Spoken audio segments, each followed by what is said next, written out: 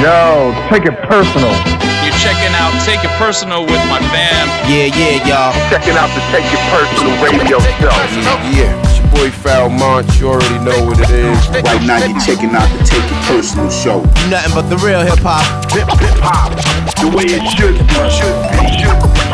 Yo, what's up? This is Cool Keith, a.k.a. Dr. Octagon, and you're checking out Take It Personal with my DJ 360. DJ 360. Full cypher for that ass. Now I'm cool with my man, Kevlar. And my man. My man. They playing nothing but that authentic, classical boom bap shit. Check them out. Check it out, this is Marco Polo. Yo, check this out, it's the Soul Brother #1, Pete Rock. This is DJ Premier, you're live and direct through the speaker. And you're checking out Take It Personal. Take it personal. What up, though? This is Merce. Planet Asia Medallion. This DJ Muggs from Cyber Hill. This is Del, the Funky Homo Sapien. You are checking out Take It Personal. And introducing in this corner, The one they call Aaron Wavy. Yeah, chilling with my people. and over there, Roger the announcer. That's it. No famous. That's it. Roger the announcer. Take it personal. With my people spinning that fly shit, you heard? Hip hop, stay winning. Yeah.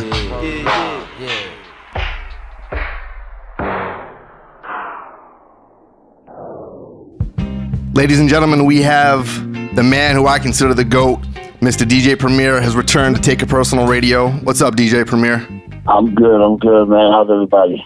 Feeling good, man. Thank you for stopping by. Ironically, tomorrow is the official physical release of the album, one of the best yet. So I can't believe. I mean, I can believe, but it's got to feel really good to know the type of support that you guys have been getting on this album. It's been crazy. Yeah, man. That was one thing that I was confident about when I went into working on it was my team and everybody. I have a dope team that's down with me, but the one thing that I was confident about, and even J. Cole said this when we went with his single first, because Bad Name was supposed to be first, and then Family and Loyalty was supposed to be second. So Cole asked me to switch it, and I was like, nah, man, I don't want to switch it, because when we come out the box, we always come with just a regular street joint that's just some dope rhymes, a beat, and some scratching. And Family and Loyalty is a little more, emotional.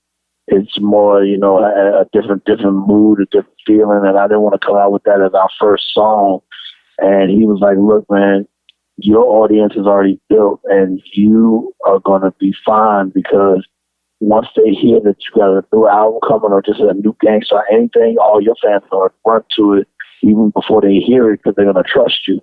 He said, so my audience may not know who Gang Starr is, and they're going to start looking back and check all the streamings and be like, oh, damn, they got a lot of albums, and then we start going through the other stuff, and they're going to see how much greatness you've done. He said, you don't have to build a fan base. And he said, honestly, in our world, when you drop a single, you usually let it live for 6 to 8 weeks before you drop another one. He said, with this one, you could drop another one in 2 weeks and it's not going to harm anything. And he said, so why don't you do that? And that way you still satisfy your audience, and because you don't have to stretch it that far. And then I know you're going to drop your album right after that. I'm like, I'm still against it, but I'm going to go ahead and trust your word on that, and I went Cole's way. Pick up the pen, write down the sins, cleanse, lay this down, play it for friends, make a few M's, then do it again. J. Cole, who'd have thought you would have been? Rhyming with ghosts, guru flows forever like a diamond and most. Could never afford the precious jewels, that's precisely why I'm blessing you. With clear-cut messages, I'm destined to invest in urban sections where depression rules. I hope to heal the destitute before I leave this vestibule. So that was him advising me, even though I know it would have worked either way. I wasn't mad at his reasoning, and I went with it. So I applaud him because of the fact that he already knew everything about us on the level of being able to tell me that and not leave that part out about how we already have an organic audience and fan base that's going to support it as soon as they know there's any new Gang Starr that has my production on it, because that's always been the way from the time I joined, and that's the reason why I said, all right, I'm gonna go ahead and go with this, and it works, so, and it's working. So, it's been a beautiful thing, and the reception has been just phenomenal, and I'm so happy for Guru's, family and his son, who was 9 years old when he passed, and now he's 19, so he's a man now. So we've been taking care of him since his dad passed, make sure that he's financially straight and he's able to, maintain, living off his dad's money and finances and his legacy. And then he has me and Suge and just all the loved ones that really, really care and out for no gain, no greed or anything like that. He's around that type of energy, so he's very focused. And it comes through on this album as a Gang Starr fan, purist, what have you. It's a feel-good album, and I know, things don't end the way everybody wanted them to, but this is like proper closure. And as 100%. It doesn't feel like a Pop Smoke's album where you hear like tracks that you question. This feels organic. Yeah, not a cut and paste job. Not at all. It almost feels as if Guru was here while making this with you, and that, to me, that's kind of fascinating that you were able to bring that out, because obviously you worked with vocals. Yeah, that part is just for me being a producer and a DJ and a fan, and I combine all three when I approach any project. But being that I'm in the group of Gang Starr, and I didn't fit to have him here, even though we had his ashes on the control board, so I could be motivated with him, knowing that a part of his body is in the room. That's what helped me too. And then I prayed over the ashes. I did like my little voodoo ritual and everything, but it was all positive, warding off all the negative energy and just focusing. And then I know how we make records, so that's why the only difference was I had to do it backwards. I'm used to making the beats for him, based on a list he makes of song titles. Where this one I had to listen, and none of these had titles. When I brought them from his partner, they were all just said track 1, track 2, track 3, track 4, track 5, track 6.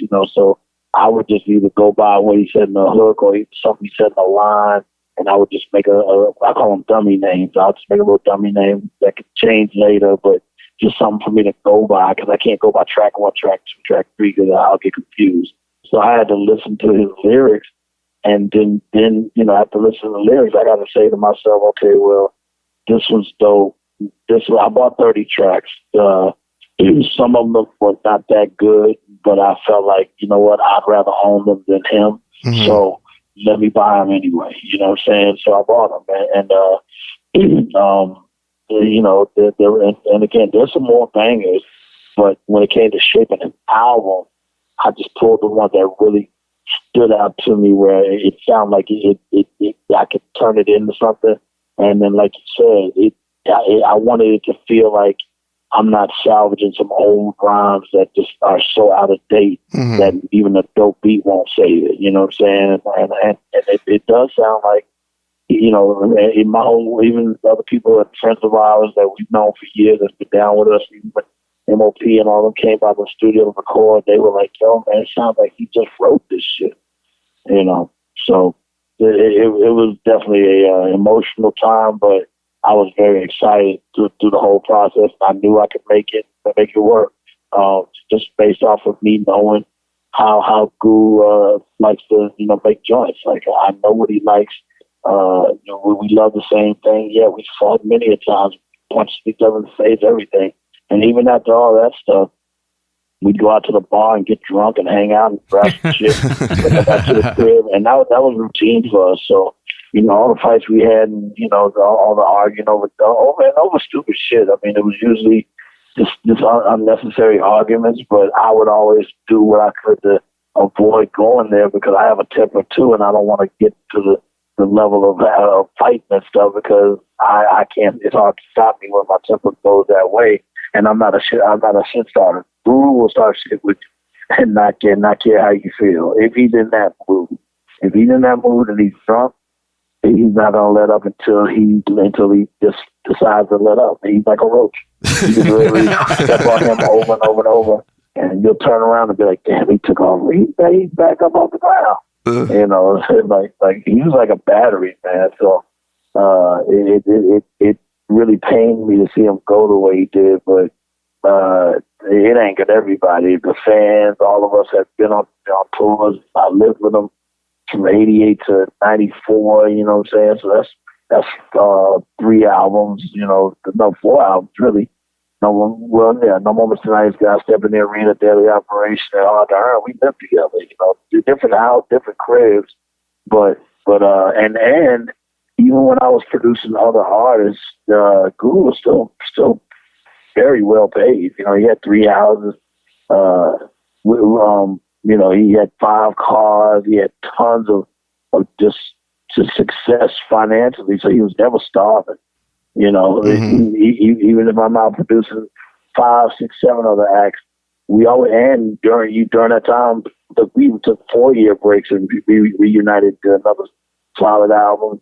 Then, you know, and then we took another break after Moment of Truth and still did a full clip real quick, knocked that out. And then we still did The Owners later in 2003. And that was consistent from our last album, you know, prior to that. So we've always been a focus group. And again, we know each other that well. We even photo shoots, video shoots, performances. We never be like, yo, what you wearing? What you gonna wear? We just show up and we just happen to gel. You know what I'm saying? On everything. So, and then I don't know if you follow me, but on like Instagram, but you know, we've been pulling out all my old video tapes and clipping all these little clips, and it shows. Look how many good times we've had together. You know what I'm saying? Like, I'm doing that purposely to show anybody that's doubtful or been spreading wrong rumors about me and about us. It's like, okay, well, you can't deny this footage. And some of that shit is 2004. You know what I'm saying? When it's supposed to be all bad.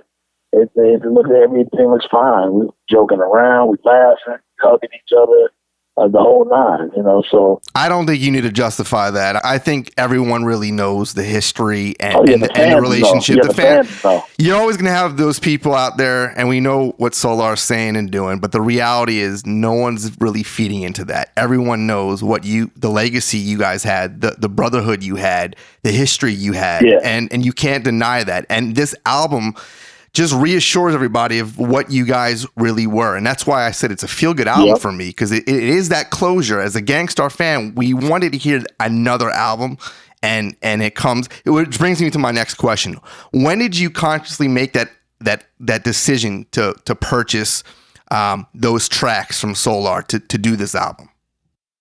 About almost 2 years ago, because my father got sick. So when he got sick and then passed away, I had to deal with you know, that first. And I was going on tour for Prime 2. And, you know, second day into the tour, my dad called, you know, my sister, and my sister calls me and says, Daddy wants to talk to you. And he's like, you know, I need you to get down here and call the funeral home and start making my funeral arrangements. And I'm just like, whoa, you know, this is not good. This is not good. And on top of that, we were playing in Boston. So, you know, he's like, I really need you, son. And right there, I'm like, shit, I'll bet, Daddy. So I flew down there, made sure I got him home. He said, please do what you can to let me die in my house. And I said, you got it. I'm going to make sure you pass away in your house. And I got him there. 2 days after he got home, he passed, you know. And so that made me feel good that I carried out his wishes. But I wasn't even in record mode for a minute, you know what I'm saying? But at that time, I had Bad Name done. Bless the Mic was first. Bad Name was second. And then I had a song called So Many Rappers, but it was a really, really whack version that I was just experimenting with, and it just wasn't coming out right. And that's when I asked Cole to get on. And I was like, damn. And I hit Cole right back and said, man, my apology, dude. I ain't really been sending you that one because the topic that Guru's talking about on So Many Rappers just wasn't gelling with stuff Cole's already said in his rhymes, subject-wise. So he was like, man, I'm glad you said that because I was feeling this one based off of that, what you just said as well. He said, but send me something else whenever you got one you think I could get on. I was like, that. And then, so after that, I stopped, buried my father. I had to get my mom, situated because my father took care of my mom. And then once I got out all of that straight and everything was moving smooth again, I went back in. But Bad Name was supposed to drop right after the Moment of Truth anniversary. And then we were going to drop through the anniversaries and sell all of them. Do our little merch for the fondue and the anniversary. And the next day I was going to drop Bad Name. Word to God, if Big and Pac was still here, some of these widows wouldn't act so cavalier. We all know that the game has changed. It's crazy out here and rap's got a bad name. Think about it, what if bling never happened and the true artists were getting rich from rapping? Word to God, something should give. Let's delete the politics so real hip-hop can live. Even back then, I was like, I told Guru, son, man, I want to be down to play your father just one time. Not on every video, just the first one. He was like, hell yeah, I'll do it. And nice.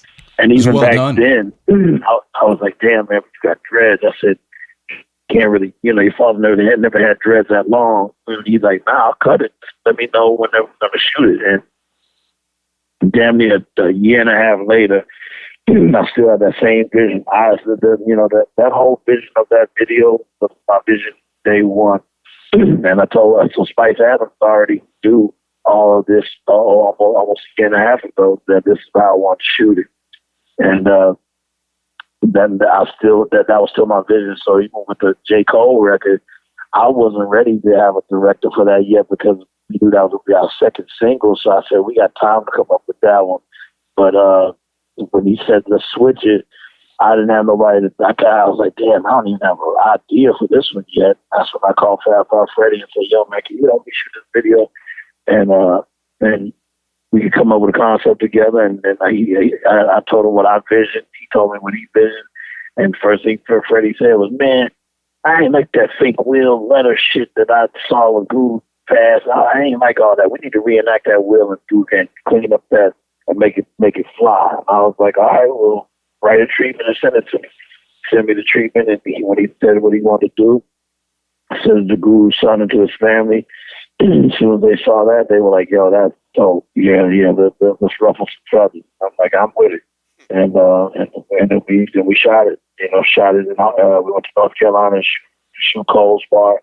He had just come from vacation, literally, and he said, dude, after this one, I'm not going to be doing no features. I'm about to disappear. And I was like, word. And that's why I didn't know he was going to post it on Twitter, but, next thing you know, he posted today. This is my last feature.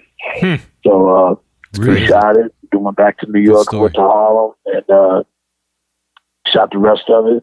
And Sugar came down, and Justin came down because they had the very key parts of when all this bullshit was going on. And I said, hey, we definitely got to make sure they're in the video. And Sugar's the co-founder of the group, so I always make sure I hold him up high. Being that they had a long journey of Gang Starr way before I joined, So, like I said, man, my whole motto has always been to do the right thing from day one.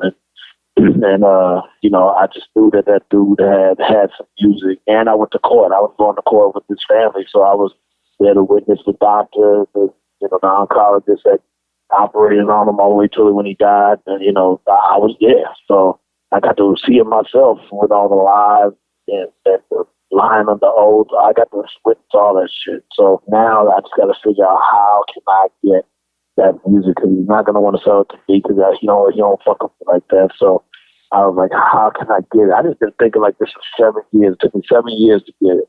You know what I'm saying? For 7 years I've been thinking, how can I get it? Every day that something crosses my mind, I'm like, man, somehow I'm going to get this shit. And then my manager, Ian, started just reaching out on his own, because he said, man, I don't have no emotional attachment to this because I'm new and I'm younger, and I'm going to figure out how we can get it to where you can have it in your possession and either, buy, even if you got to buy them. I'm like, yeah, I'll pay for it. It just has to be a number that I'm comfortable to pay for. I'm not going to pay no astronomical amount because it's not that serious since we got 7 albums that I'm proud of. You know, we ain't got to do nothing. But he was like, I'm going to figure it out. And he got to a point where, you know, it got closer to, man, it might happen. And one day he was like, yo, he's going to take this amount. And I was like, cool. Yeah, like family, there's always so much drama when it comes to, you know, music and records. But I have to tell you, from my perspective, there was so much positivity behind this record. I mean, from the points of you bringing the ashes into the studio and, kind of reconvening the Gang Starr Foundation. And the truth is, you really have a proper foundation with all those guys. And it was really cool. For me, it was cool seeing you reunite with Group Home on What's Real on the record. And look, man, just hearing the union between you and Group Home, are you ever gonna do another record with them? What's real? Certified street poetry in the game a long time, so you know it's me, nigga. What's real? Gang Starr, motherfucker, we live. All you fake niggas run and hide, we wanna know what's real. It's Little Zap in the place to be. We Livin Proof, superstar, you see. We wanna know what's real. The foundation, yo, we presidential. Y'all ain't built for what we've been through. As crazy as the synergy is, it just works, man, and it just puts my ears in that place, man, and my heart comes out strong, and I just love the way it feels. Thank you, man. Yeah, well, we talked about doing some more stuff. Yeah, that one I wrote the hook. I I was still down in Texas to take care of some family stuff, and we were just getting all my dad, just all the family stuff straight, and make sure his pensions going to my mom and stuff like that. And I was down there just by myself and playing that beat over and over because when I heard Royce say knock him out and send his Group Home like Malachi the Nutcracker right there, I'm like, damn, man, I wonder if I should put them on here with Royce, because I had my plan was to put them on something. I just couldn't think of when, what would fit, and I'm very good at matching. This artist should be on this song, that artist should be on that song. And I just started writing that hook, and I started going certified street poetry. I just started freestyling off my head, and I just did it in my phone, but I was doing it with Dap and Malachi in mind. Well, it's funny because it sounded like your scratch technique, but yet you wrote it, which it was interesting. Right, and so I wrote it, and we filmed the making of the album. We're going to be dropping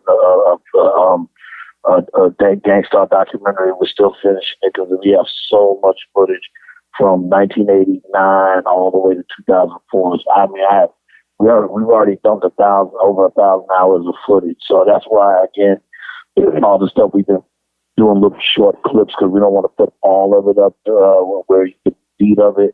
We got fights and everything on tape. I mean, really wild shit. Fights in airports and everything. So really, really wild stuff. And I'm like, you know what? I'm alive. Sugar's alive. Let's do it while we're alive. So if somebody else get their hand on it, they'll fuck up my shit. So I'm like, we'll do it. So that's why we've been digitizing all these tapes. And when we keep discovering stuff, we're like, oh, man, they got a clip. Let's post that. Oh, look at that. Oh, man, make that a clip. Let's post that. So same thing with Group Home. We filmed me imitating them in the booth and them laughing at me and everything, and then they just spit it over my reference, and then but it sounded, I wrote it with them in mind because it sounds like what they would say. Absolutely. The Malachi Nutcracker is always just Gang Starr, motherfucker. That's just him. You know what I'm saying? So he's all about fighting people and stepping to the biggest dude, telling him that he'll hurt him. Well, he used to box, didn't he? Yeah, he used to box. Yeah.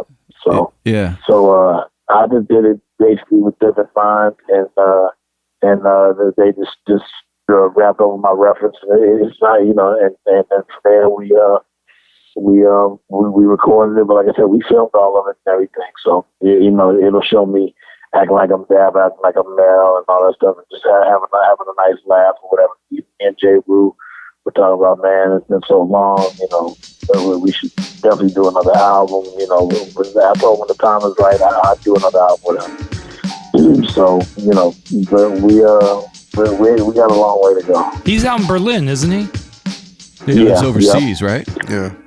So Preem, you have so many great appearances on the album, and the song with J. Rue is my favorite, From a Distance. Well, it's the justice, equality, ruler universal, can't freeze, sun, seed, light, speed, react, nucleothermal, 360 degrees, we come in full circle, open the portal, now you witness God's immortal verbals, shining light infinitely like the cosmos is, modern science with the finest rhyme as osmosis, go through your faction, a sect with laser beam focus, you see if rap was a crime, we be on wanted posters, we kinda like the team that killed the White Lotus. My feet firm on the ground and guru on my shoulders. Deep concentration is the formulation. At it again, poison pen, maestro chop the violin.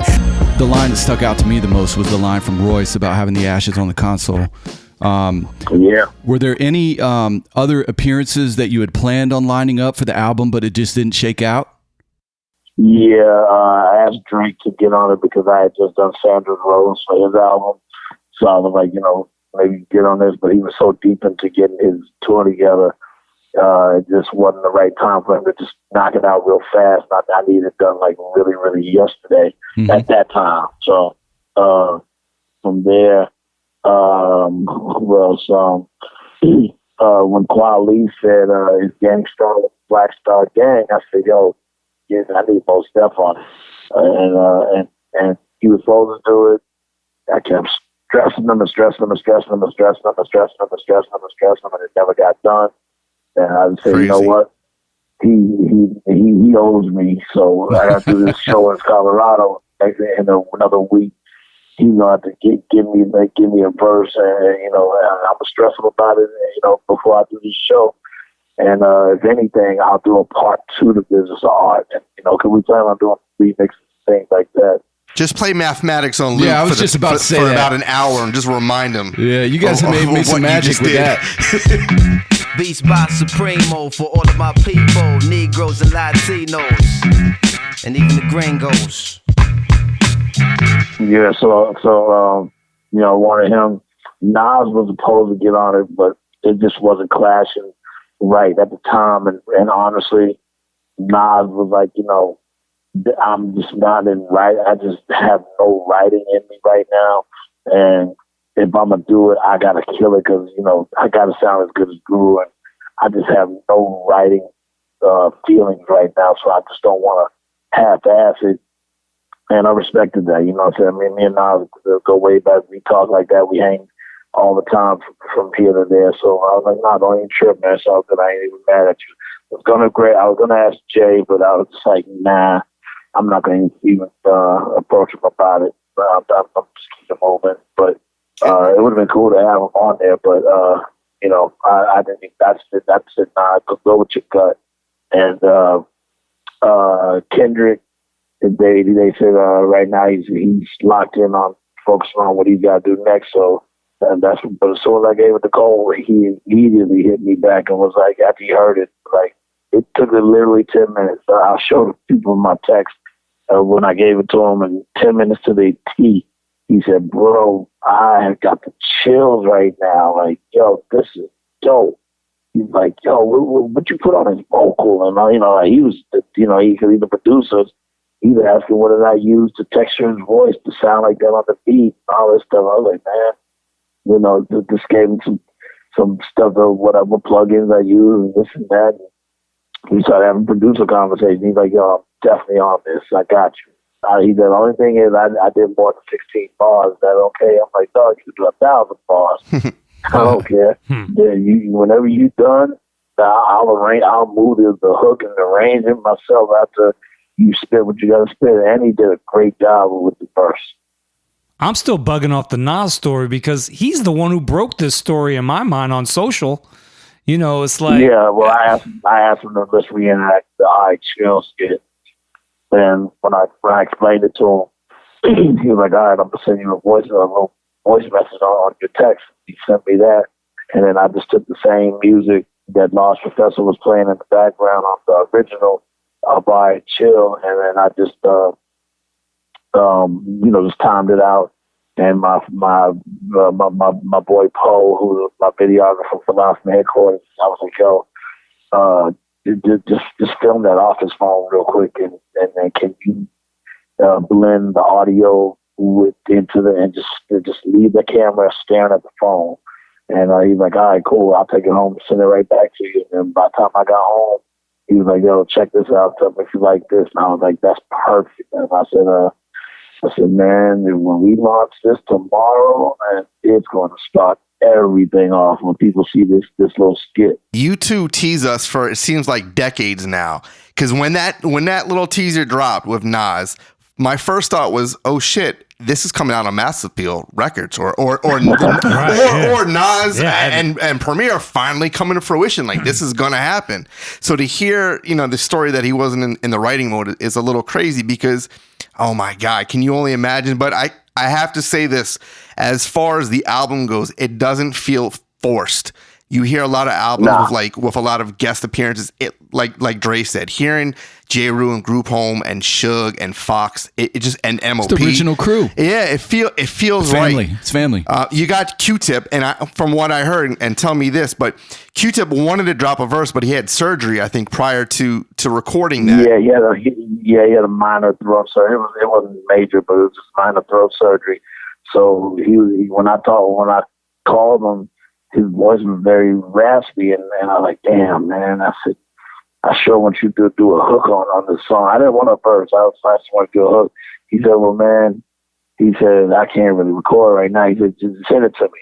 And he said, just send it on, text it to me on my phone. Texted it to him. He hit me back and was like, yo, man, this shit is dope. He said, my voice actually could sound kind of dope, a little raspy, but he said, if you don't like the way it sounds, you're going to have to wait till my voice gets clear. And he said, I'm going to send you a little video of me doing it. And he said, he's describing a hitman's life and how he has to live. So he said, I'll be the hitman to saying, yo, I'm ready to do another job. So I was like, all right. And he hit me back a few minutes later, sent a little video clip of it playing in his lab. You couldn't see him on the screen, but you could see the board and he has this little Hawaiian little doll. I guess it moves to the music or whatever.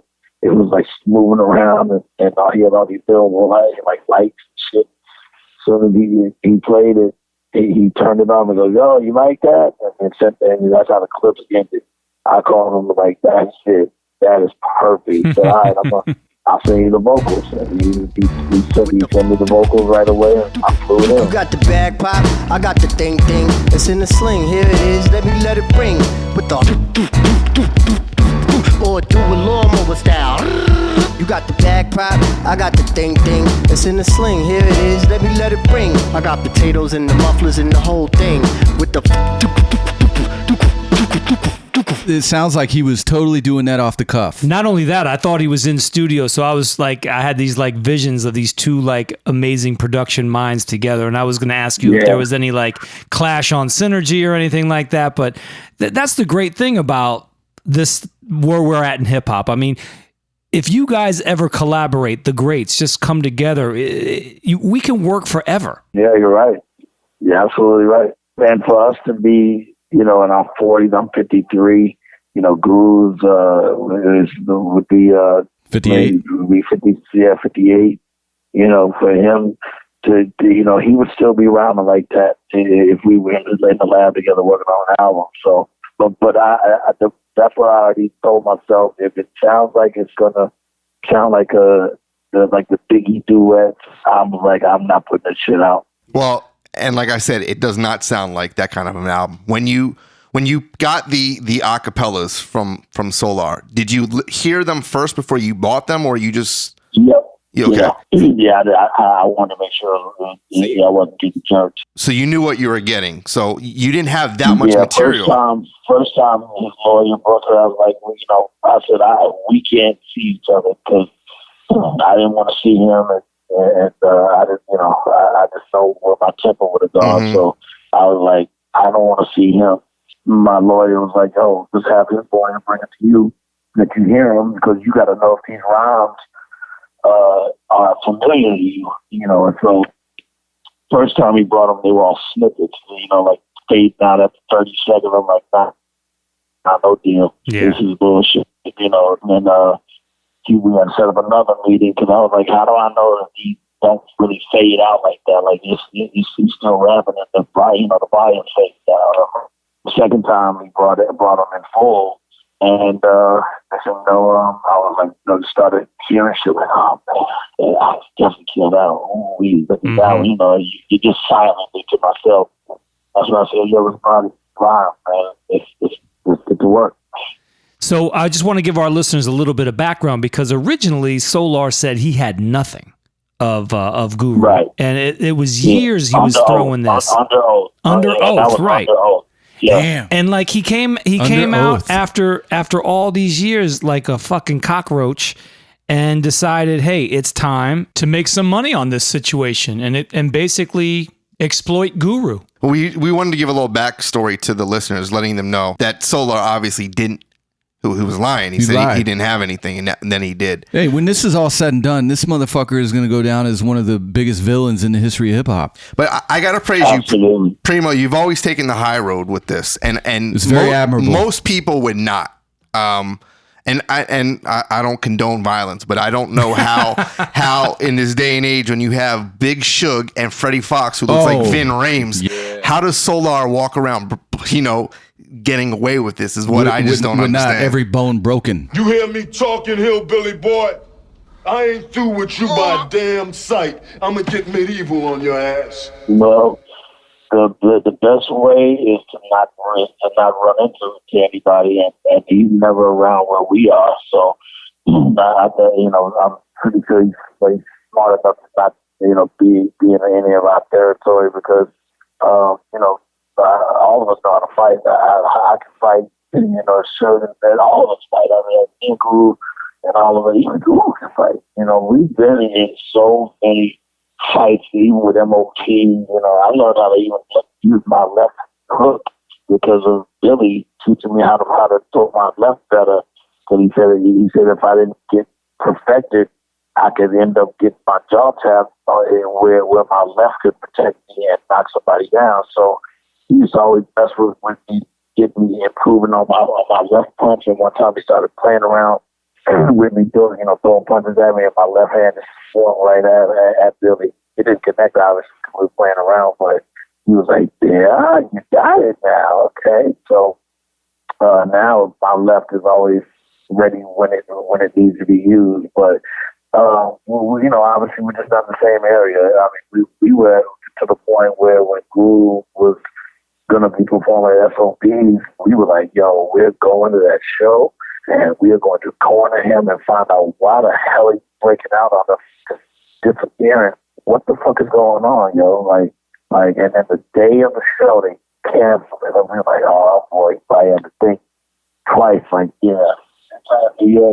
I know all my guys are showing up to find out why, and did I just break north on everybody? Yeah, that would not have ended well. No. Then they were playing in Boston. Suge was like, yo, I'm gonna go to the Boston show, so don't worry, I got it. I'll see him and find out what the hell's going on, why he break out. Day of the Boston show, he gets canceled. They're like, this motherfucker. So it's something just strange. But, at the end of the day, we gotta be smart adults. Something happens to that kid. I'm the highlight of this whole drama. So the last thing I want to do is having everybody questioning me for something that happened to that guy. So you got to take the high road. It's like karma. Yeah, it's gonna do what it's gonna do. So I let karma handle it. 100%, smart man. With all this, and I just saw they claim that I stole stuff and plagiarized. It's like we just laugh because it's like, come on, man. Like I'm not even known for being a shiesty dude in this industry, and I've been in it 30 years. I don't lie about being a Grammy Award-winning producer, which he's not. But if you look at his Instagram, it says he's a Grammy Award-winning producer. It's just really scary. It's actually scary because I've just never had a man sweat me and Guru so much. Never. Like even the biggest fans have never been like this. And then you claim and everything is yours, and it's like, why won't you give it to his son? If he had a 9-year-old child at that time when he died, he was 9 years old. Everything should be about his son and his son's future. That's it. And then you're saying you're a 5%, and you're a Muslim, but you're not dealing with equality. everything you're doing is against God. You know what I'm saying? So in a book, it's like, how could you write a book and you don't even know us that well? Like I people that I know that bought the book, they didn't buy it. They were able to obtain a copy and show me a few pages. And when I read those, I'm like, wait a minute. There was stuff saying, well, when I would show up to the studio, he would produce the songs on the owners. I'm like, no, you would, because D&D knows when I leave the room, that room is locked and my engineer is out the door. Because Guru ain't going to stay when I'm not there. Guru likes to be there when I record his vocals, because he knows I know how to coach the vocals well. And we never had nobody outside of us do vocals for Gang Starr. So it's like, you produced it when I left? I'm like, no. Whenever I would show up, I show up all the time. Even if I'm late, I still show up. And then on top of that, why would I need a producer when that's what I do? That's what I'm known for. Better than anyone. Money transaction. Even with the money transaction of buying 30 tracks, why would you be under the assumption that we're gonna produce it together? For what? I don't have nobody produce it together. I've done everything myself. The bass lines, the guitar, the keys, everything. I've been doing it that way since I started. Except for No More Mr. Nice Guy, because I was still learning how to be a producer. That album was me, my engineer, and Guru. We would always all tap the buttons together. You hit that, I'll hit that. I'll hit the snare, you hit the hi-hat. Okay, now go. And we hit it right there. That's how we did No More Mr. Nice Guy. That's why it has such a more amateur sound. But once Step in the Arena came out, I was getting better at making beats. And understanding the science of mixing and production. And then by daily operation, I was really confident, like, okay, now I know how to do this. But prior to that, I was still wet behind the ears, but still through all that, I was still doing everything by myself. So I'm not going to ask for help now after all these years of doing Gang Starr. I'm excited to do it myself anyway, because I can't wait to see what I'm going to come out with. I think his lifeline has always been connected to Guru and Gang Starr. That's why he calls himself the DJ of Gang Starr. I mean, the reality is that he doesn't really have much. People that don't have a lot want everything. And he's a guy who seems to want the credit. He can't allow you to enjoy the success that you guys currently have with the new album. It's still spooky though, man. The shit's just fucking spooky. But you said Karma. At the end of the day, I let Karma deal with it. Like I said, get physical and all that stuff can lead to too many other things that could incriminate me, and I'm not doing no shit like that. I'm enjoying life. I got a young son who needs his dad. I'm in a great place. My team is always on point and ready for whatever, including myself. I know how to move in this world because we've been through so much during our hip hop career. You have to know how to move around when you're in hip hop. It's different, you know what I'm saying? It's street music.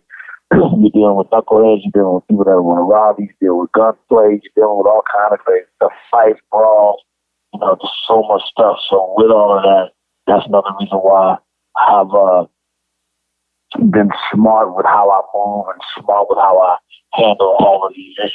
You know what I'm saying? At 53 years old, you think I'm going to be making stupid moves? Hell fucking no. So, ironically, it's funny because the last time you were on the show was when Prodigy passed, and we had a special, and you were one of the guests.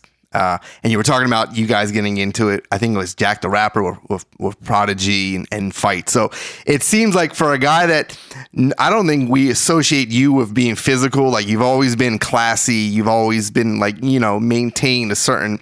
But you roll with motherfuckers that will hurt people. You won't play. I mean, you got that H-Town blood in you, so you definitely don't play. 100%.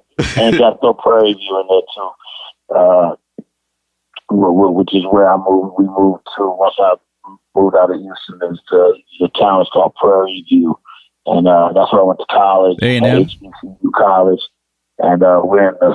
I love sports, so we're in the SWAC, which is Southwest Conference, So we're a smaller town. We're not Division One or anything like that, but you know, we're one hell of a town of great people. So you know, yeah, man, I enjoy what I do, and I still love doing hip hop every day. You know what's funny? Based on what you just said, being from Houston, Prairie View, you're touching on all that. Your sound is very quintessential East Coast, and you're a Houston dude. It's amazing that it went where it went. Well, you got to remember, when I got in, we didn't have any other sounds from other cities to go by. Like the West Coast came a little later, but all we had was a guide was New York. And it was just there was no other go-to. Believe me, if it was Kansas City at the time, that's where I would have been. I hear that. But it was New York. Yeah, so all I was raised on, I wouldn't even say raised on because we were around when it started. So, you know, in 73, when it was just the break beats and all that stuff, all the way leading into the MC aspect of it, I got to witness and be a part of understanding that phenomenon to where when it got to the point of me being an artist, I already knew exactly how I wanted it to sound. Once you just teach me how to work the equipment that makes it do it. You know, like I was like, is that the thing that's making it sound like that with the samples? Just teach me how to do that, which I give King of Chill. Who was KC, my mentor. He's a legend with all the audio too and the lines, right? You know, he put his paper thin and cha, stop looking at this and so forth. He was the one that was like, yo, you do this, and it makes it do that. And once I used to go over to his mom's house to practice, once I had it down pat mentally, I was like, okay, I know exactly how to make it sound like what I want to sound like. And I know how to match music to the artist. And again, it's just certain people who are into it that deep. Some people aren't. I've always been into it. I'm just such a music junkie. So, and not just hip hop. You know, hip hop is just my major part of my career. But I love all music. I would rock, jazz, country. It don't matter. Well, the production changed a lot on this record. I mean, normally, you know, there is that. There's definitely that premier catalog of snares and kicks. And it was nice to hear some different sounds out of the norm from you, man, on this record. And I don't know if it's about sample clearance and things of that nature, but you definitely stepped outside of your norm. Lights out, I told y'all, this is the one I owe y'all.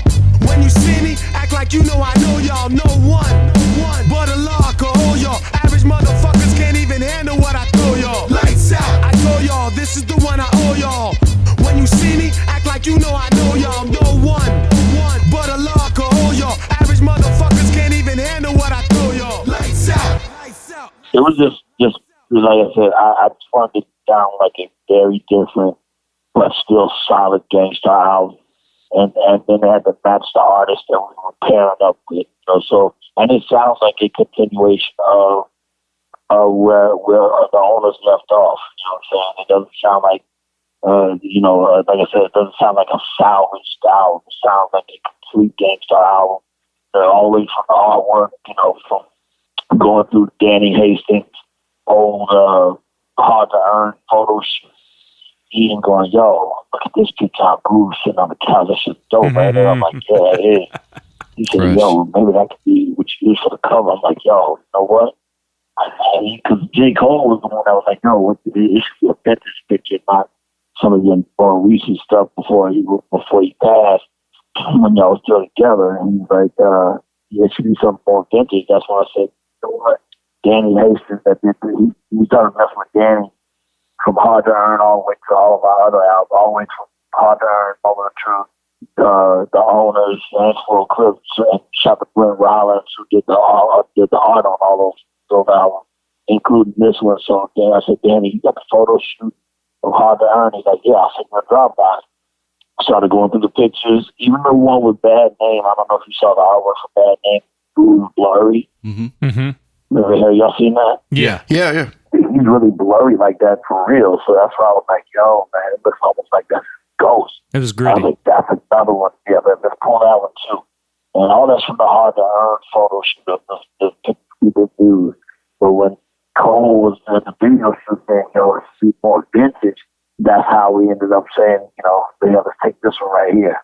Because that shot right there on the cover is when we were doing the Massive Bill 12, and that's the same one we're in on that one. It's black and white, and there was no Gang Starr logo on the wall, so Brent, doctored it in, and then he was in Italy at the time going, yo, man, I got all these dope deals. I told him I wanted to be almost like we're on a display at a museum. That's kind of thought, but no matter what, I want a turntable and a mic. However you gonna fix it, just make sure a turntable and a mic is in that on that cover. And he was like, all right, he started messing with it, and then he sent mock-ups. I told him, this is a dope new museum in Italy, and they got these dope lights that look almost different from the track lights. It's like all these big little poles. He just tell me what you think of these. I'm like, those lights are hell. And then when he put a picture in it, I was like, that's the cover, man, right there. It's funny you had mentioned that Danny Hastings cover. I have that. Danny sent it to me. It's autographed. It's sitting above my piano, the Hard to Earn cover. And that I just found out was the same. I don't know if it's a studio, but it's the same set for 36 Chambers, the backdrop. Yeah. Yep. Which is crazy. You look like Raiden from Mortal Kombat with that hat on. And Premier has the glasses. Like, you guys are just too cool for school. And to me, it's one of the greatest, most iconic covers. And I'm a huge Hastings fan, obviously. But yeah, he did Wrath of the Mask. He did Sunrise in the East. He's done a lot of covers. He's worked with Nas, Raekwon.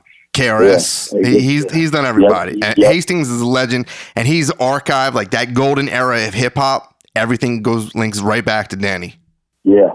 Let's get into some fun stuff, because we were talking about fighting and Solar, and I feel like the energy. Let's get into little fun stuff. I want to know this, because I think it was either you or Pete Rock when he was on our show last. What's up with this De La album that you guys have worked on? We're almost done.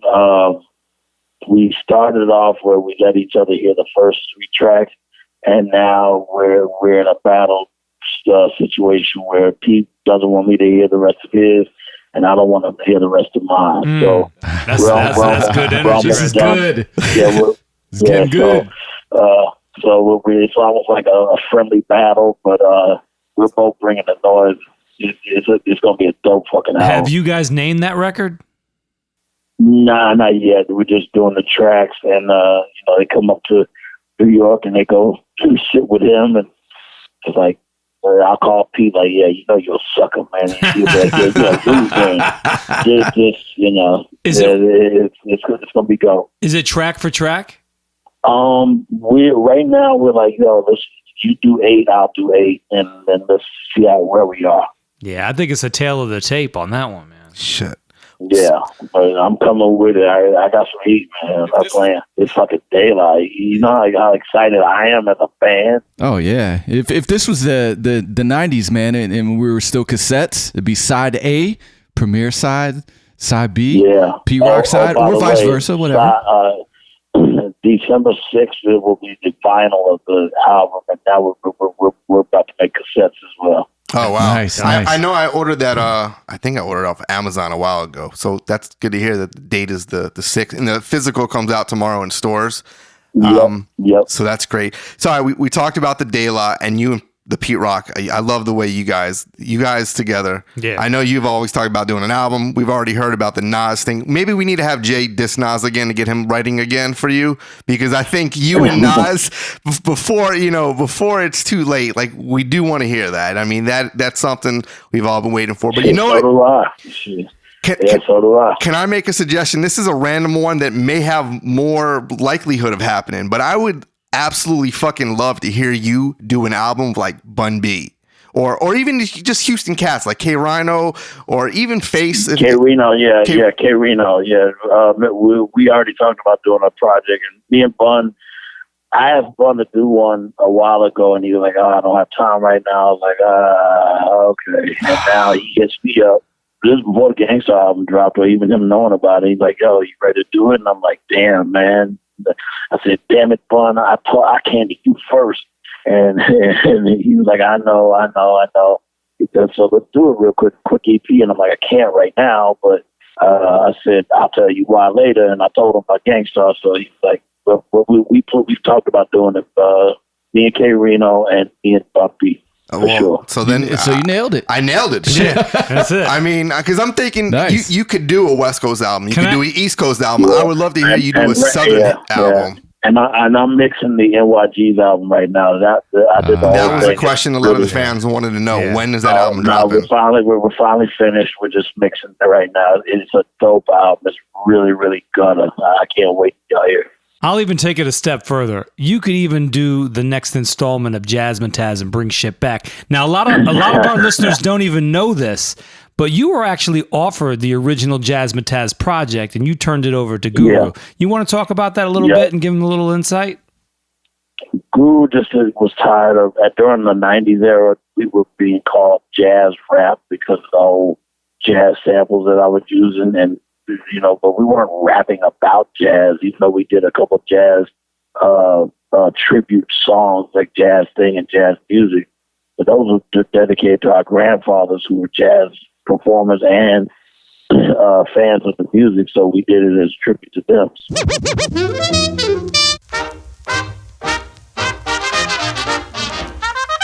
The music called jazz.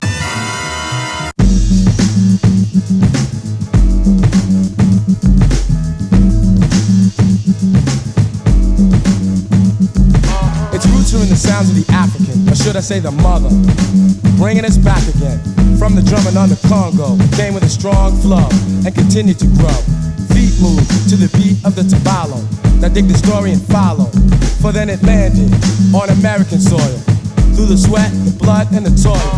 Yeah, like we heard that when we saw Manifest, because he said Guru resembled Malcolm X's video, which made him buy the album. And he was working on Mo Better Blues at the time, which obviously was a jazz-oriented subject of the movie with Denzel Washington and Wesley Snipes. So because of that, he said, man, that jazz music y'all did on Some of It's Nice Guys is dope, but you didn't go as in-depth as I would like you to go. If I give you this poem, it doesn't rhyme, but it's still a poem, by this guy named Eric Eli. I think Guru would take that poem and like flip it into a rhyme style, and y'all could do it, and we'll put it on the soundtrack. And we're like, yeah, and that's how I met Branford Marsalis, and we buckled down, did the song. Obviously the soundtrack version is very enhanced with the band and everything like that, but my original demo version is the one that's in the video. That was how I presented it from the top. So he was like, Spike was like, you know what? When we do the video, I want to go with your original demo version, which is just looping up the sample and the way you cut the I kept I looped me doing that on on the turntable, and then I just looped that, and he was like, yeah, this is the version I want. From that point, we were always being labeled as jazz rap, like us, Diggle Planet, Us Three, a couple other artists. And Guru said, yo, I'm tired of them calling us that, because we're not, jazz rap means you are rapping about jazz, and we're rapping about topics like people getting robbed and going out with a chick, or just rhyming about how nice I am on the mic.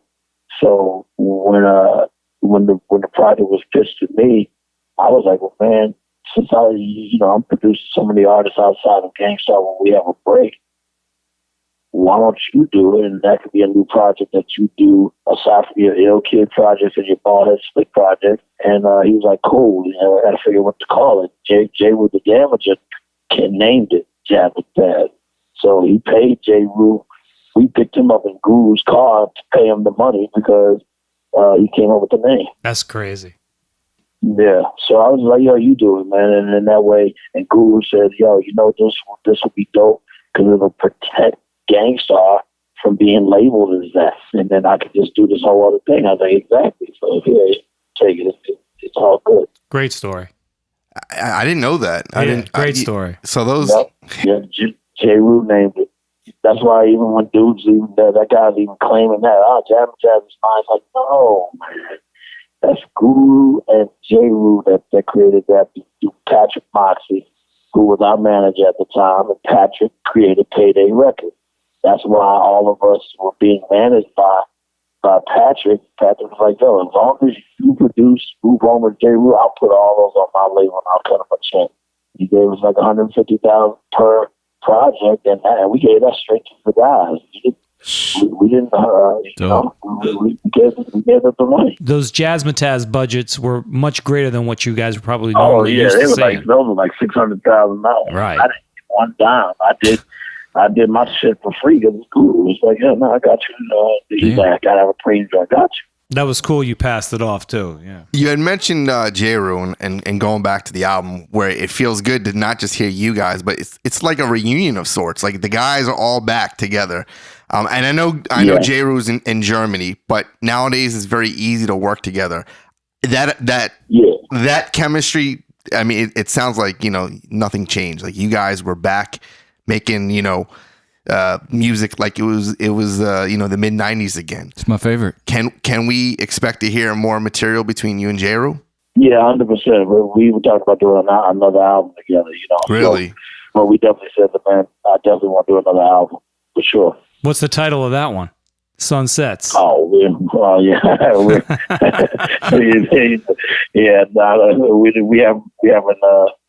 We haven't even thought that far into it. I still got a lot of other projects I got to finish getting out, but once we get that open window that makes sense, I'll go back in with them. Well, I was about to ask you, Preem, how backed up are you? I mean, are you in the studio every single day? Do you go in there a couple days a week? Do you have like 8 projects lined up? But how backed up are you? Not every day, because I don't just make beats just to be making them. I only make beats on the spot when I have something to do. So I'm like, this is the time.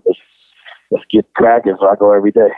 And how important, like, is your radio show? Like, what's your normal routine as far as like what takes precedence? Production to family. Like, how do you balance everything? When it comes to my radio show, which is on Tuesday nights, I don't listen to new music until the day before.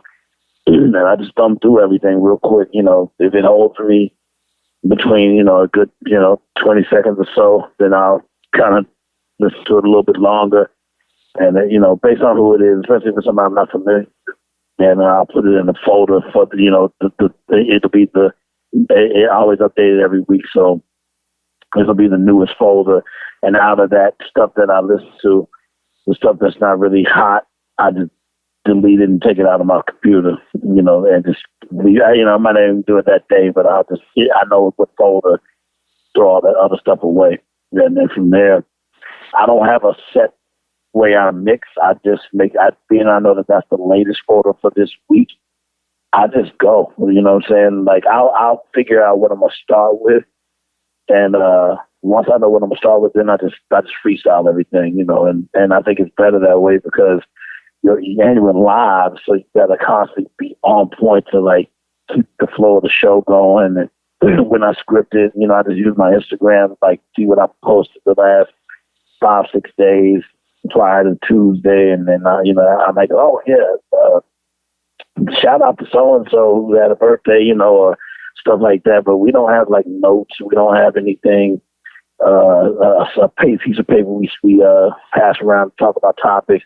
We just kind of, it's like more like hanging out with your boys, smoking a little weed and have something to drink and kicking and watching some football or any sports. And that's how we feel when we're together. It's like we look forward to it because it's a hangout type of atmosphere. Yeah. And then from there, I just make sure I play as many records as possible. I like to always get at least, sometimes I only like having guests because time it takes to talk to them, do real live calls, and then just even the interview based off where it's going to go. I can't get a lot of new records in, and I want people. I see so many people that send me, that tag me, and they're like showing the radio screen, and they go, "Yo, Preem's cutting my record up." I don't even know these guys. Right. The record's dope. The record's dope. I cut it up, and they're all excited in the car. They're like, "Whoa, this thing's starting on!" And I'm like, "Wow, man, that's how it was for us when Red Alert and Molly Mall and Chuck Chill Out and Awesome 2 were doing that to us." that's how we felt. So I know that feeling when somebody's cutting your record up on two wheels. It's like, I love giving that feeling. That's doing my radio show is one of the most fun things to ever do, because I'm breaking these records based off of my ear. I'm not playing it because everybody else is playing it. I think it's dope. I'm playing. The amount of music that you have to go through. So you have a 20-second kind of rule. If it's popping, you'll continue to listen to it. Not all the time, but it just has to. Sometimes it'll start off with some little cuts. I'm like, oh, they cut this shit up though, and then the rhyme sucks. And I'm like, I'm playing this. You know what I'm saying? Because if the rhyme sucks, even though the beat's banging and the cuts are dope, there's no way I'm playing. Well, you kind of stepped outside of your camp, and you did something with Griselda, which is very cool, because hearing those guys over your beat was refreshing for a lot of us. But how do you keep, you got to keep obviously the ear to the streets and the pulse on new music. What is it that, that's been moving you this year? I mean, it's so fun. I mean, their whole movement is a big deal because, they show that with Derringer giving them a sound of Buffalo and just doing it the way that they do it. Now, you have a lot of people that are starting to just do slow beats that are 60 beats per minute. Mm-hmm. I'm just saying, don't start making slow beats like Griselda just because that's the wave that works for them. But like, keep on bringing some shit of your own. It just has to sound original to me and sound like some raw underground boom bap, predominantly boom bap. I like West Coast stuff. I'm playing Compton's Most Wanted's new album because they got some shit. Yeah. But I'm not the trap type sound. That's my thing. Predominantly, my son loves it. He's 8 years old. But I like the traditional sound that I came up on, which is more predominantly boom bap and just rhyming and scratching. So if it has anything close to that, that's what I play. That's what we love. I know. I mean, if there can only be more of it. If we can relive 93, 94, 95, Groundhog Day, we would. Yeah. Let me ask you this question, because I know sometimes you're hesitant to say something because they're all your babies. But if I had to say gun to head, what would you feel represented you the best as far as production, right? Hard to Earn, Livin Proof, or The Sun Rises in the East? Out of those three albums, what do you think was your best? They're all classics, no denying that. But if you had to pick one, gun to head. Well, that's a tough one. Yeah. Because music-wise, everybody's like Livin Proof. Oh, the album's dope. They're all undeniable classics. Yeah. But Sunrise in the East was a big deal to me because he was our first artist, that came out of the Gang Starr stable. I mean, even a Big Sugar, the founder of Gang Starr, J. Rue, when Guru told me, let's both pick 3 groups to sign the Gang Starr Productions, I said, Group Home, Suge, and J. Rue to be my 3. I was like, okay, well, let me produce them, and I'll make sure it pops, because I said, they gotta come out as strong as we are already coming out the Gang Starr. Let me do the production. You can just sit back and collect your half of the money. I'm fine with that. And that's why even when I heard Solo talking about money missing, and I don't know about dime missing, man. We got robbed one time back in '92. Our bus got robbed. Actually, it was actually '93, and we got robbed on our bus. Guru forgot to lock the bus, because obviously he gets a key to the luggage thing when you go all your luggage and all that. Back then we were carrying turntables on tour. And Guru got into it with a guy, a young kid, not a child, but a younger kid, and he went and got his brother. Brother came back popping shit, and we were on stage at the time, but J. Rue was back at the bus, and J. Rue was a stand-up guy, so he told them to fuck off, and they got to a fight. That brought more people out, and they started grabbing our luggage off the bus, and he just happened to take one of the bags that held some of our tour money, and the cops came, and we were able to retrieve our bags, but they were strewn all over the street, clothes everywhere. They said they found 2 bags that they took to the police station. We get to the police station to claim, make sure it's our bags. The bags all ripped up and the money is gone. Now that happened in France, in Marseille, France, again, it was like 93. But other than that, nothing else ever happened. And plus, when it comes to all the money that we split 50-50, he can't take more than me and I can't take more than him. So there's no way that either one of us could rip each other off, because the accountant, we don't treat CPA accountants. We're not talking about some little working out of somebody's house and stuff, even though that's not slight accountants that don't come from, a certified CPA level.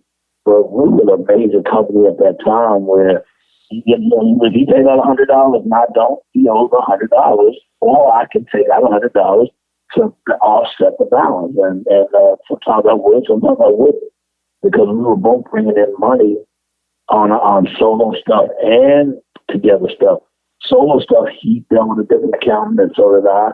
Anything Gang Starr, we would deal with it together. So even if he doesn't do anything on J. Rule's album, I still give him his half, and I'm happy to give it to him. I'm not sitting there going, "Oh well, he didn't have it. He didn't do any songs. I did the whole album."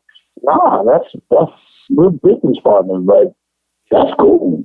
I don't like Rob. You know what I'm saying? So it's really a 50-50 thing. And so when I saw all these interviews and talking about money and so on, and getting them robbed, and I was like, why would I want to rob my partner and hurt him? When that's a bad look for us together as a crew. Because now, if he gets robbed, there's the fucking thief or the robber might go, damn, like with his chain and took his car or whatever and his money, should I get smeared next? And that makes me, more vulnerable of a target, at least in their mind.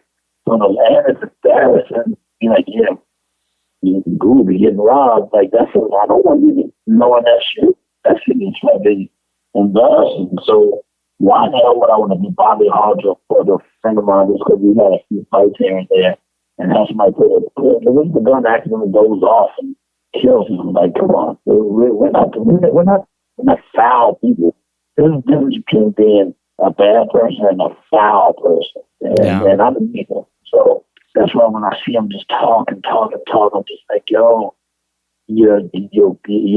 karma's gonna really fuck you up, because it's like, I don't know where you get all this nonsense from, and I don't care if you're guru and said certain things when he's drunk or when he's bitten or he's upset with me over nonsense. It's always nonsense. He never fought over anything that was worthy of extending the argument. But just all the crazy stuff that comes out where it's like you want around us to live it, and then on top of that, we've always split everything 50-50 except for our outside project. And our outside projects were just as successful as Gang Starr. Our tours were successful, and just thinking that I know I rambled a little bit. Well, you know what? I feel like this is more like a shrink session, because I feel you've been more vocal about this than I think you've ever been. Well, you know what? Tipping point. You know what? Because I don't want to talk about this shit no more. Like, after I've got off my chest, and that's and fine. Like, even when I was at the New York Times, like, that was really going to be the only time I got off my chest, because I don't want to put light on Solar at all. Like, he doesn't deserve any shine from coming out of my mouth, because he'll never be on my level. No one should be allowing him to do interviews. Like, I'll say this to you right now: I'll never let the Source interview me for anything anymore, because they just did an interview with him about him accusing me of stealing all this music for the album. And it's like, why do y'all think this guy even interviewed? Like, that means you're going against the culture. You know what I'm saying? This is irrelevant to me. This is going against the culture, because y'all know this guy was fraud, and you're fucking letting him do interviews. You know, go, hell no, you can't do it. Send him somewhere else. You know what I'm saying? It's like, It's like, don't let this guy do interviews with when you say you represent the culture. Otherwise, you're doing it for clickbait and clout.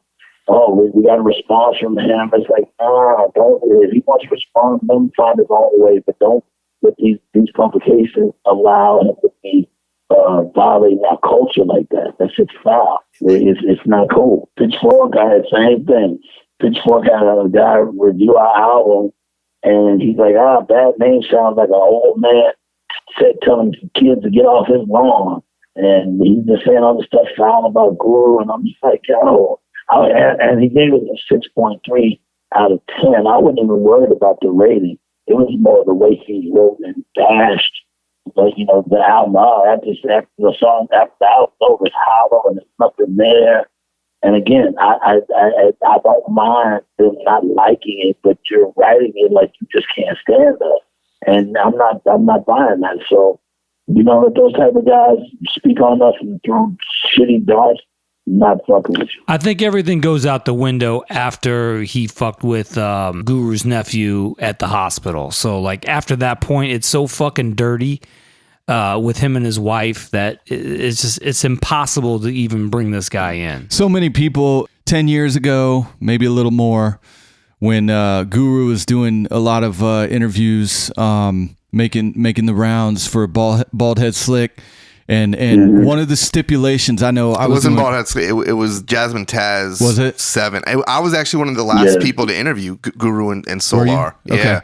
So I was kind of maybe a little before that. Yeah. There was a stipulation that he had to be involved in the interview. It had to be with Solar, and there was no discussion of Gang Starr and or Premier. Of course, I mentioned Premier. I mentioned Premier, and oh my god, that Solar went off. Look, let's just wrap it up because I don't want to keep talking about Solar because to me he's not worth it. And this is your moment. No, he's not. This is your moment, and he's envious. He's always been envious of what you guys are. He can't emulate what you do, and he can always chit chat. And there's others. I by the way, we're not naive. We've seen what went on with Afu Ra and Crumb Snatcher. There's always going to be people out there talking. Even that caught me off guard. I'm like, Afu, what are you doing?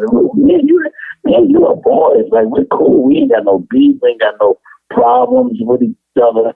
He was never Gang Starr Foundation. That's what I was saying. Yeah, and he's never been on a Gang Starr album. Ever. He's never been on a Gang Starr album. But we've been on his. We've been on 3 of his albums. It's like, damn, after all we've contributed, we didn't charge you no money, nothing. You're mad because you're not on the album. I can't believe everybody's in their 40s and 50s complaining, but prior to that album dropping, no one was reaching out to us or checking on us at all. No, none of them. You know what I'm saying? I heard about the Crumb joint today, and so it's hearsay until I check it out myself. But that's what and Crumb he's an extension. Gang Starr Foundation is Jay with the Derringer, Big Shug, and Groupon. That's it. You know what I'm saying? Anything outside of that are extensions of the Gang Starr lineage. Bumpy Knuckles, MOP, because they all have their own teams as well. MOP is first family, but we still call them Gang Starr Foundation. But in the connection, and they can ride that flag and pick it up as well because we welcome them to do it. Even Crumb can do it. It's cool, but we never. From what I heard, again, that he said from what I heard from the guy that told me today, he said he was trying to he felt an insult and a disappointment. And we're like, we never said you cut off everything and you're done. You know what I'm saying? We don't fuck with you anymore. None of us have ever even said that before. You know what I'm saying? So what is everybody upset about? It's like, what the hell is going on? And through the years, I have been taking care of Guru's son like we're supposed to, making sure his money is not in Solar's hands because he was stealing money. We got that fixed in court, and because it's supposed to go to his son. His son will be running he's the head of the throne, and that's what all I did was step in because I knew all the proper information. Suge also knew the proper information because Suge was on the journey of Gang Starr way before I joined. So Suge was helpful. I was helpful in court because, again, we lived such a long ride. And none of these people were a part of repairing the situation when he died. So it's like, what's the fucking deal? You know what I'm saying? And I'm not mad at none of them. When I saw the hospital joint, I was like, all right, cool. I'm not going to be on social media and going back and forth. Any kids, you know what I'm saying? I'm a 53-year-old man that knows better than be using on social media about anybody and fuck you and all that stuff. And when I see you as on, I'm doing all that shit. They're showing the true colors how they feel. Fine. I mean, I'm gonna still be the regular same old guy. And whatever issues they got, that's all of them having issues with themselves. It has nothing to do with me or Gold. And again, my mission is to make sure his family eats off the proceeds, like Roy said, and that's what I've been doing. Have any of them reached out to even reach out to me and go, hey man, we want to make sure the Guru's son got a little paper, or you take him out to dinner and make sure he's being mentored by proper men that's gonna raise him to be a man. Then his mom was raising him by herself, and I'm like, yeah, and but with me, it's been hands on all the time. That's why I love his Guru's nephew Justin. All that stuff, I said that he was lying about is not a lie. He was telling the truth.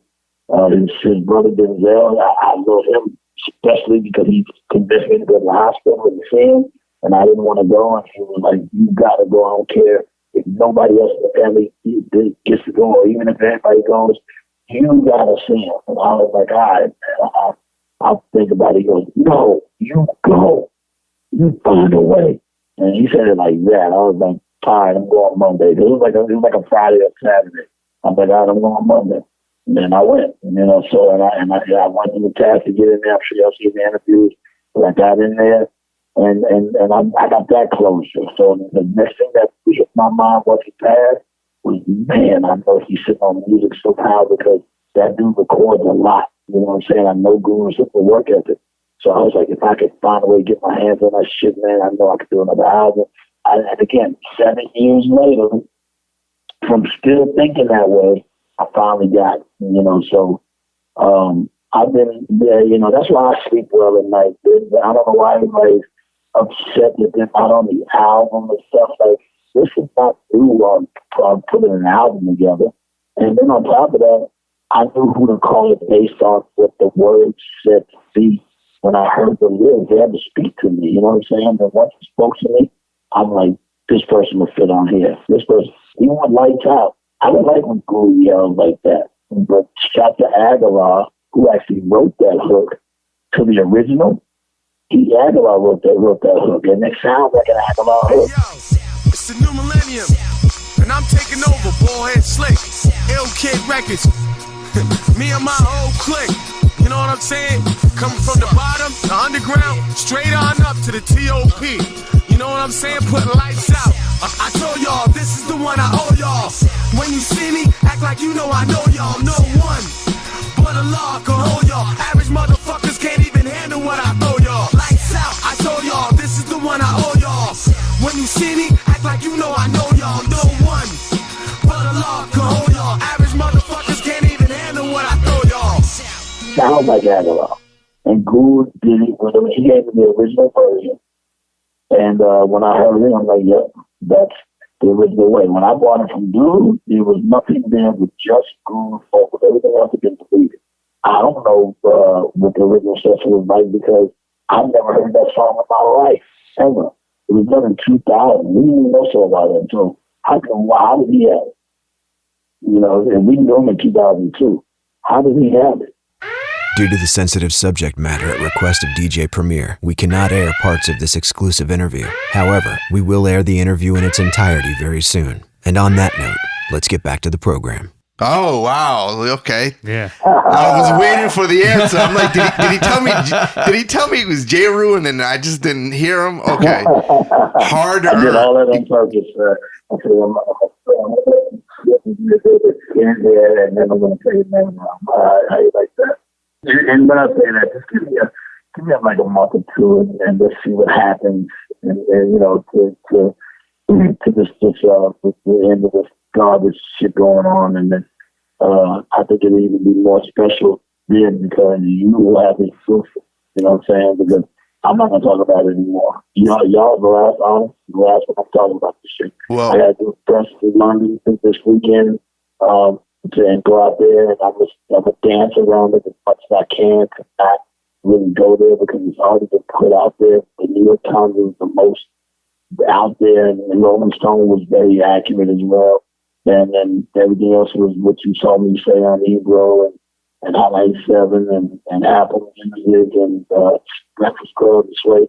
And pretty much I'm drawn back from anything else regarding that guy. But but that what I just told you, I've told no one. Wow. Yeah. So well, we will keep it in the vault until you say run with it. And all I gotta say is you should play the bitches right now, fucking loud, and have a different connotation and say, no doubt, this is where I'm at, bitch. Absolutely. And but yeah, man, it's just crazy all this stuff I'm discovering. And again, like I said, since we just discovered it even more now, that's why I'm like, okay, this is gonna nail it. You know, like I'm already in plan, and I have one of the illest attorneys in the world, and he's a shark. And again, I think Guru is literally even his son. He's like, yo, that's my dad. Giving you clues to this dude's nonsense. You know what I'm saying? And I'm like, yeah, I agree. I think Guru is helping us close this whole shit down. Well, I will say this in ending. The album is fantastic. It is necessary. It feels good. I got to think he's smiling down. He feels good. You not only created the exact album that we need in 2019, but the exact Gang Starr closure we all needed to hear. And so thank you for that. And it's very, very admirable what you're doing with Casey. I think it's so cool how you're incorporating him in everything. Didn't he do a good job on the Bad Man video? Yeah, it was great, good, really good. It gave good feelings the whole time. Chills. I was smiling the whole time while I'm watching it. Yeah, no, I had chills, man. He even cut his hair and in Chicago at the barber shop and Spice Adams was doing all that shit at his house. Oh yeah, everybody loves him. But just the dedication on all levels. I mean, everyone was all in from the beginning because this is the type of thing that we need. This is what's missing. Yeah, and now I'm gonna. We still have like 5 more videos to shoot, so I'm gonna make sure all of them are really creative. I've always been a creative person. And I've always been in the music videos, so that's why I was hands-on with co-directing this with my man Drew Morris. Drew Morris does all the bass and bars with my artist Brady Wiley plays bass. then Ron had classic artist rap, and then he shot a video with Miguel that I did called "For Loving You," and he did one with a group called Cherub that I did. But this one for Drew, he was like, "Yo, this one is very heavy on my head." It is to heavy. Make sure it comes out right. And I described everything to him. I said, "It's got to be this, got to be this. Shoot it like this, shoot it like that." So I said, it's going to come out right, and we did it. He asked what the cover was like. I said, "It's kind of like the museum shit. That's like the museum." And then when I saw Imhotep, I said, "Yo, man, let's put a Gang Starr shirt on Imhotep." You know what I'm saying? And that's an old shirt that I got airbrushed for Guru back in '92, and I gave it to my assistant Jeff, and he's been keeping it. And they, when we were shooting, they said, "Can you bring some vintage stuff, like floppy disks, pictures?" And we brought his ashes. You see his ashes at the very end of the video. That blue thing at the end, that's Guru's ashes. Mm. It's fresh. Now I was going to say, what's going to be the next single off the album? We said definitely either From a Distance. Yes. Even the one with Nitty and Neo, because Nitty did her thing, Neo did his thing. That's what we were saying earlier. Nitty reminds me of like Shorty from De La. She comes correct, dude. Comes correct. Yeah. So we're talking about doing that one. We're talking about doing What's Real. There you go. Those two. What's From a Distance, What's Real. Royce Man had the verse of the year. Take Flight, you know what I'm saying? Take Flight, and we got a lot of, and we got different remixes that we're gonna be coming with. I'm waiting for 2 MCs to finish bodying this Bad Name joint so I can put that out like in another week or 2. So hopefully that'll happen. If it doesn't, it doesn't, but it should. And then we'll be dropping hopefully that. I won't lie, I do mix in a little Bon Jovi, You Give Love a Bad Name over that part in this particular episode, and it's fucking fresh, dude. Dope. By the way, the Big Shug, the new Big Shug is dope too. Oh, that's dope. Real dope. Thanks, man. I love EMF, man. That shit is hard. More importantly, are you still taking that green juice shit? Last time you were on the show, you were heavy into the green shit. Diet. What happened? Are you? Yeah, I fell off and got really flat, fat, and now. I didn't want to say it, but I was like, well, I didn't know if you're still doing it. You were very, very committed to that green shit. You were. Yeah. But I thought we actually just started training again about a week ago. I haven't gone to the gym in so long, and so I'm on my 5th day back at it. You know, with the guy, one of my longtime friends, who's in one of the best shape. He's almost 60 years old. And he's ripped, 6-pack stomach and everything, and he's been on my ass. So I changed my diet again, and this time we're getting ready for the summer early because everybody puts on weight during the winter because you cover up with heavy clothes, and then everybody starts back right around the end of football season. So I'm like, nah, we're gonna go out and start getting started so that I can shake off a lot of layers. I put on like 40 pounds, and I'm like, let me get it off and do it now. So I'm on my 5th day. We went today. Brady, my bass player, we even went today this morning, early in the morning. We get up at 6 o'clock in the morning, and we rock out. So nice. You'll see me. You'll see me. Display shortly. But you and Spice Adams, we need to see doing some workout videos together, maybe on IG. Yeah, that'd be dope. Well, look. Shit, why not? I want to thank you again for stopping by. This is the second time. I'm sure you do so many interviews. You don't remember everything, but you are probably burnt out after doing your run with this. So no, this is what I signed up for, and the fact that we signed up for this is a profession. I treat it as a profession, and part of it is doing interviews. My main thing is just being careful how I start talking about him because I don't like him to have the upper hand on how we move. Because he's not that savvy and he's not that street, even though he claims to be. You know what I'm saying? So with that in mind, he'll never be able to top my moves ever. So because he's too loud. When you're loud and just boisterous like that, you'll never ever ever top my moves. You know. So and then I got Guru in my soul to make sure I fix what was fucked up before he passed. So. That's what I'm going to do. And I'm making sure, and again, I'm making sure his family is eating comfortably off of his money, and they're all doing well, man, because that's where our heart is. His heart is not there. That part you can put out there, I don't care. But that's what my heart is, man, and that's what my karma is. So, again, I deal with equality for real. That's the reason why. And then again, what fan of ours is going to be like, yeah, probably did steal it. It's like, come on, man, you serious? I mean, you know, put out all this stuff just to get sued and shut down for stealing? Like, come on. Right. I'll admit that. I stole bubblegum before. And I stole a pack of Tums.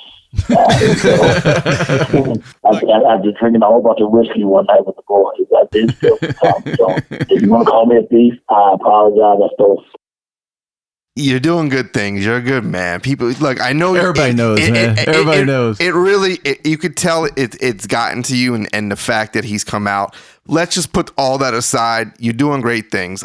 Like I said, so admirable what you're doing with KC. You have a great team behind you, Ian, Jeff, and the love that this album's getting. Seeing it in Times Square or all these billboards like worldwide. My God, man. It's great. That's what Guru deserved that years ago, and now he's getting it. I'm so happy for him. I'm more happy for him. I'm not worried about me. I hope I always have. So I just want to make sure I raise my child right. I love just seeing it's all for Guru, man, and for the family and the fan. You know, again, I got tons of platinum plaques. I got money. The Blues family has money. It's like, and now the shine is getting in Times Square and Amazon posting good job, it's great. And everything. Posters all over Europe. That shit is just one incredible feeling that I cannot describe. It's gotta be insane. It's a tribute. So good. Yeah, he's proud. You. Everybody who grew up listening to you. I don't want to make you sound too old. Grew up listening to you, but everyone who loved Gang Starr. You're a kid. You're a kid. I'm actually not a kid. I'm on your age. They call me Uncle Dre here. I'm like the fucking old sire of the group here, so I get it. But there you go. It was great. You're doing great things. We don't need to talk about the other guy. Karma will take care of him. And if Karma doesn't take care of him, I would love for maybe Freddie Fox to do what he did to Benzino on the Flavor Unit bus to Solar one day. So eventually it will catch up to him. It did to Stringer Bell.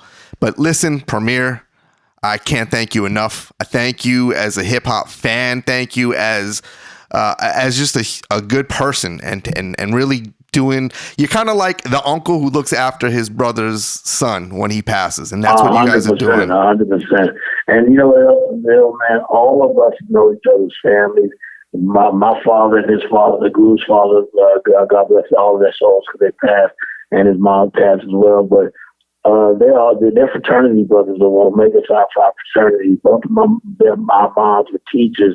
My mother taught me in high school and junior high strong art. That's where my art side and my talent comes from her.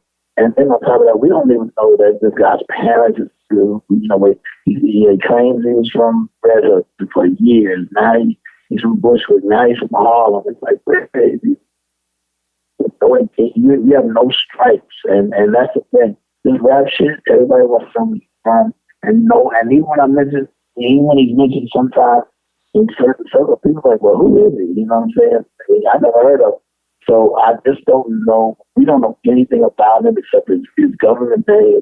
And I don't know who his mom and daddy is, but boy, I'd love to see what they look like. I kind of have a picture of what they look like. Yeah. Anyway, at the end of the day, we appreciate it always. The listeners are going to love these stories and the exclusive content we have in a few months from now. It's fantastic. Yeah. It's going in the vault. I guarantee you, when everything really hits the fan, that's going to come in handy to play that because you got the pre-warning of my discoveries before it got to the point of finally just ending all this with this nonsense. Yeah. Hey man, I appreciate all you do. Jesus, dude, I just want to hang out with you for 5 minutes off the air. But at the end of the day, you're like a superhero to us, man. We're producers. We're in Boca, which is South Florida.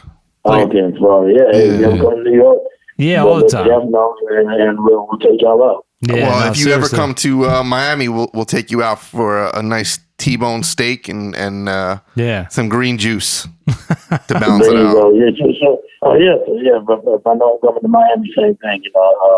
Please. Last time I was there I took my son there for New Year's, and I spent like 5 days out there, and then prior to that, I did Drink Champs. But either way, if y'all know you come to New York, give us a heads up, and if I'm around, which I usually am, we'll make sure y'all hit all the dope spots that you'll enjoy, and you have a good time. All the best, man. Thanks, man. Preem, I just appreciate you on every level. So appreciate you, and thanks for respecting that little excerpt because, like I said, I've told no one yet, but since I was going so far with it, I'm like, you know what, y'all have it, and this is when the right time is right. You can blast and do what you want. The rest of the interview, do it. Well, we appreciate it, and we'll obviously respect it. And can I say this? We're off the record. You have nothing to. You don't even need to let that dude bother you. It's going to get to where he gets fully exposed. I mean, he's been getting exposed already. Oh, for years he's been exposed, but but finally, over that's coming, and when that happens, that's when you fire off that piece of what I found out. Because when last Ace told me that, and thank God for Aguilar telling me the same thing. I'm like, what the fuck? And then how do you account for stuff that you weren't around us from 99, 2000, 2001? You can't account for those. Yeah, that's true. How'd you get those if you didn't know us? Like, how'd you get them? Yeah. You know, there's so many things. You know, like I said, we're already ready to just completely take them down. We're just letting them keep playing themselves and doing all this stupid stuff. And please, I'll say this, never do an interview with them. I'm not fucking with y'all no more. Yeah. Hey, I'm going to ask you a quick question that's none of the people at the round table are going to understand but you and I. But what is the best plugin you've been using? For me, it's been Isotope lately. For you, what's it been? You talking about the R7? Yeah. No, I haven't used it yet because, I mean, I have just, sometimes I like the music still in the sample, so when you scratch it and shit like that, to where you know where it's coming from. But everybody's isotoped out right now. I have a program that's even iller than that, but I'm not telling you what it is. What you using? He said he's not telling you. I'm not telling you. No. I'm not going to tell you. All right. What's your favorite plugin? I'm not going to tell you that either. You're fucking crazy. Hey, sorry about the Astros. No, you know, that must have that stunned for a little bit. Okay. Yeah, thank you. Thanks for your condolence. Yeah. And what college team you supporting these days? Football. College football. I mean, you know, everybody always Ohio State, Clemson, LSU, and all that stuff. All, you know, the Auburns and all that. But I'm SWAC, man. So I'm still supporting Prairie View, even though they don't have a consistent record. I'm still going with the SWAC conference, man. So, SWAC. You know, I'm sticking to it. All good, man. Yeah, All right, man. Even though I watch all NCAA and all that stuff, I did in SEC. I watch all that stuff. So, but I don't have any, and then none of them are like my teams, you know.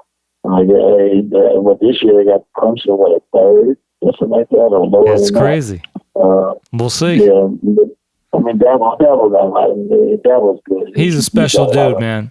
Brings in a little bit of religion. Those guys got faith. It's next level. Anyway, I'd love to have you for a college game one day, brother. But anyway, let me know. Actually, the guy that took Justin there just to hold him down, just in case him and Solo collided. His son just got a full ride to University of Miami. So oh shit! You're gonna be down here, bro. Yeah, I was gonna say we go to those games all the time. There we go. Yeah, so I'm gonna be coming down with him.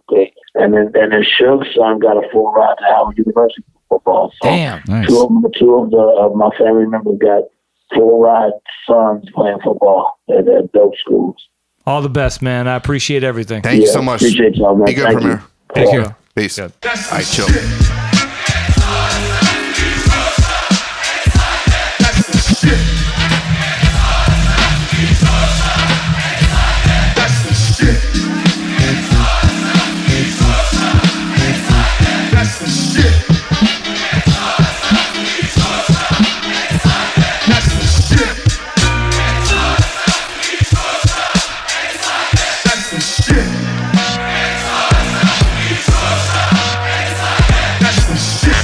Yo, what's up, y'all? This is DJ Premier.